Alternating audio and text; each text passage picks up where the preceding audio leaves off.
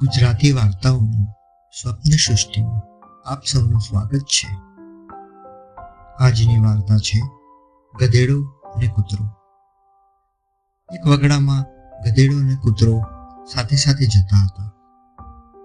ગધેડાની પીઠે એના શેઠે માલ સામાન ઉપરાંત ખાવાનું ભાથું પણ મૂક્યું હતું. ગધેડાની સાથે કૂતરો હતો, તેથી માલિકને તેમની સાથે ચાલવાની જરૂર ન હતી. રસ્તો ખૂબ જ લાંબો હતો. બપોર જતા બંનેને ભૂખ લાગી ગઈ. ગધેડો તો રસ્તા પર ઉગેલું ઘાસ ચરવા લાગ્યો, પણ કૂતરાને શું કરવું તે સમજાયું નહીં.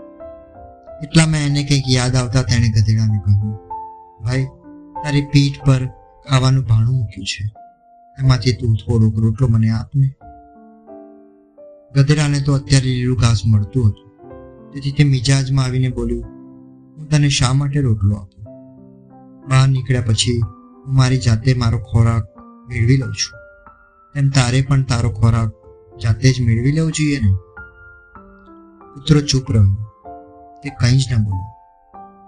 એટલામાં દૂરથી એક વરુ દોડતું દોડતું દેખાયું. એ જોઈ ગધેડું ગભરાયું. તેણે ધ્રુજતા અવાજે કૂતરાને કહ્યું, કૂતરાભાઈ, વરુ અહીં આવે તો તમે મને બચાવશો ને? કૂતરાએ તરત જ પરખાવ્યું, હું તને શા માટે બચાવું? બહાર નીકળ્યા પછી હું મારો જીવ જાતે બચાવું છું, તેમ તારે પણ તારો જીવ જાતે બચાવવો જોઈએ ને. કૂતરો સ્વાર્થી ગધેડાને છોડીને જતો રહ્યો.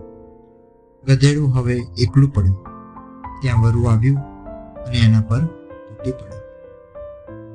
દોસ્તો, આજની વાર્તાથી આપણને એ શીખ મળે છે કે બીજાની મદદ કરનાર જ બીજા પાસે મદદની અપેક્ષા રાખી શકે.